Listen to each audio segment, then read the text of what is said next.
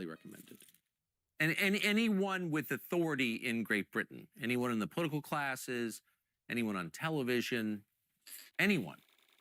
Yes, and the most surprising people, people like Lord Hannan, Daniel Hannan, who when he was the leader writer for the Daily Telegraph at the time of the Iraq War, I cost his newspaper £2.1 million in libel damages.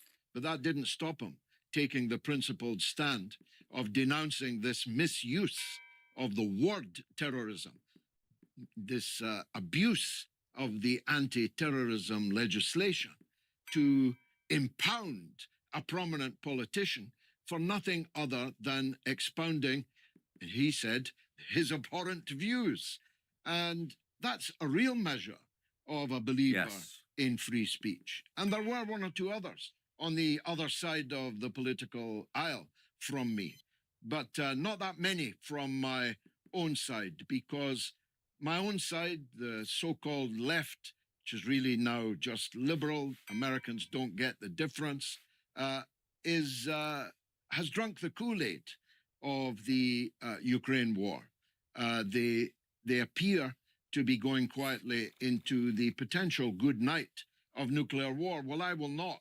I will rage against that dying of the light. What's so remarkable is you became famous as a leader in the Labour Party.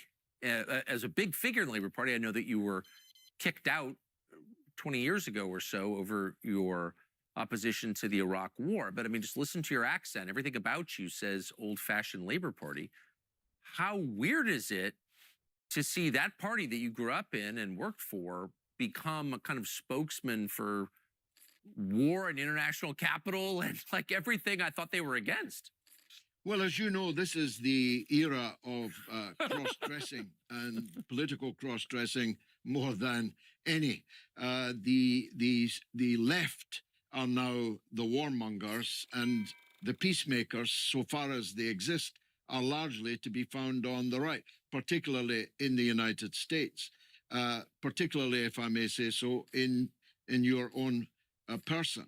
The truth is, the right-wing, slightly unhinged president of the United States is doing everything that he can to stop a war in Europe. And the Europeans, social democrats and Christian democrats alike, are determined to stop him stopping the war, to continue the war. That's the ultimate cross-dressing, it seems to me. I grew up in an era out on the streets protesting about U.S. wars. Now the U.S. trying to stop the war in Europe, and the people who would once have been demonstrating with me, alongside me, are the ones demanding that the war should continue. So the Labour Party, and indeed all of European social democracy, and social democracy in the US in the form of the Democratic Party, have cross-dressed. They believe that a woman can have a penis, that a man can have a cervix, that I am somehow a phobe or an ist if I say I don't want my daughters changing for the swimming baths alongside a man, a fully formed biological male. That makes me a phobe, an ist, to be denounced and blackguarded and blacklisted, shadow banned. We are truly living in a nightmare in the Western world as a whole, I believe, but in Western Europe in particular, where all that is solid has melted into air, and all that was sacred is now routinely profaned. And I rage against it. I want nothing from anybody, and nothing that matters to me can be taken away by anybody. So I'm a free man in that sense, and I intend to use that freedom to speak my truth. And I think any attempt to stop me is doomed, because there are many, many people ready to pick up my microphone should they ever be able to prize it away. God bless you. What a wonderful description. There are so few free men, and everyone who is free has a moral obligation to do what you're doing, which is to speak his conscience out loud. So thank you. I follow this as closely as an American can, but trying to be honest here, European politics is not my politics, and it's confusing, despite however hard I've tried to understand it. And I don't fully think I comprehend why nations that are beset with systemic and very serious problems, including economic problems, that don't have meaningful standing armies, they can't prevail if they were actually to fight Russia. I mean, of course, they would lose. But why would they want to? Why are they dead set on war with Russia? Do you understand the motive? Well, there's an old First World War truism. We're here because we're here. And ultimately, we'll be here to guard the graves of those that were here because they were here. It's partly that they have dug themselves, I don't want to get Shakespearean, but they are steeped in blood so far that it is a genuine question whether it's bloodier to go on or to go o'er. And they have spent so many hundreds of billions of euros, pounds, dollars of their people's money in a forlorn charge of the Light Brigade that it's fatal for them politically to admit that they were wrong, that they misused all those funds and they caused the deaths of all those people for no reason. And so it seems to me it's partly that. Don't forget, Mr. Carlson, these people are at rock bottom in public opinion approval rates. Keir Starmer's currently at 10%. 10%. Only 19% of the people actually voted for him a year ago and a bit ago in the general election. But now it's down to 10. Macron is at 11. Merz is at 18. They couldn't muster a majority if you put them all together. And so what choice do they have? It's continue to reinforce failure, to continue to throw good money after bad, to continue digging even though they know they're in a hole. So I don't know what choice they really have. The question is, bigger question for me, is why are the media, as they still describe themselves, not holding to account? You mentioned that you first knew me and didn't like me because of my stand on the Iraq war. I was on the BBC every single day in the run-up to the Iraq war, right throughout the war and for many months after. Virtually every single day. I haven't been on the BBC for 10 years. The mass media, as they still call themselves, though, the real mass media is you and exponentially less me, but the people who call themselves the mass media have entirely given up any role that they might have had to hold to account the political leaders for making decisions that are manifestly not working. An American leader said just yesterday, forgive me, I didn't know him, forgotten his name. He said about the European Union's 19 sanctions packages against Russia. He said, well, if you've tried something 19 times, you've got to admit you've failed already. And yet they are currently planning a 20th round of sanctions against Russia. And I didn't properly answer a point you made earlier. These societies, of one of which my own, are not just economically failing. They are culturally and socially disintegrating. Hatred, racial hatred, fear of immigration, large-scale immigration, collapsing birth rates, demographic time bombs. Our societies are the very definition of sick societies. So what are we doing about it?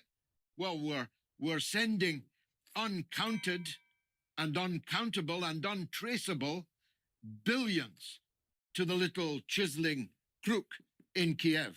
How often do you give a present to a loved one that deep down you know that person despises or will never use anyway? It's happened, of course. So it feels good to check the box and cross them off the list, but wouldn't you feel better if you given them something they actually loved? Yeah, Cozy Earth could be the solution for you. Anyone who gets Cozy Earth's bamboo pajamas, which are not stiff and wooden, they're actually soft and awesome. Anyone who gets those is going to be psyched. Soft, lightweight, cool to the touch, bamboo pajamas.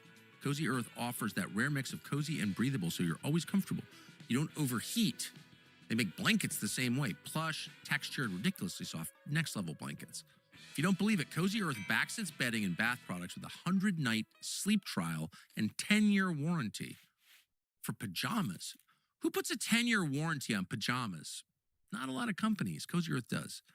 Black Friday is here early at CozyEarth.com. Use the code Tucker on top of their site-wide sale for up to 40% off for big savings before the holidays. Visit CozyEarth.com, use the code Tucker, and give gifts that people actually love. And if you get a post-purchase survey, don't forget to mention you heard about them from this show.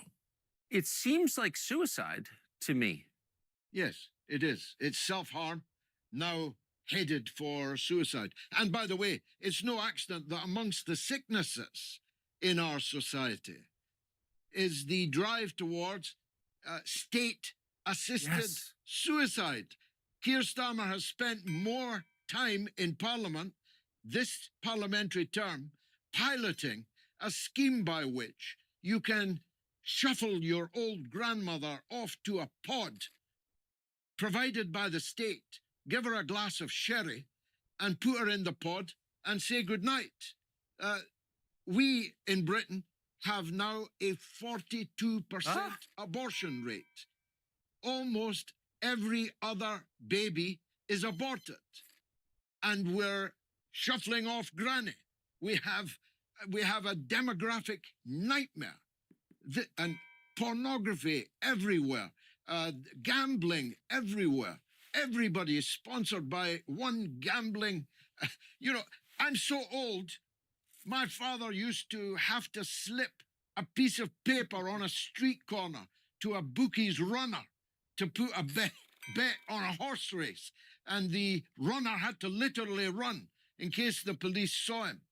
To a Britain where gambling, online, offline, in every high street is practically the only economy we've got.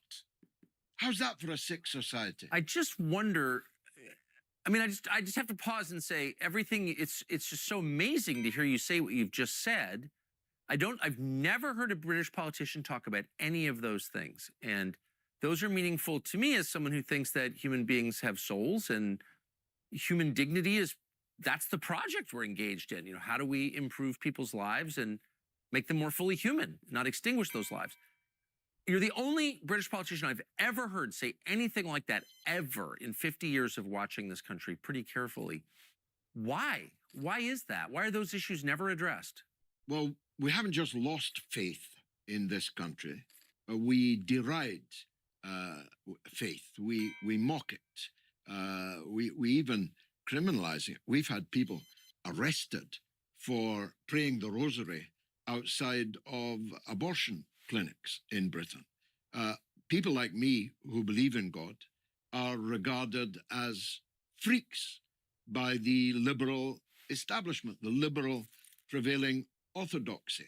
And as Dr. Johnson said, the prevailing orthodoxy is the grimmest dictatorship of them all.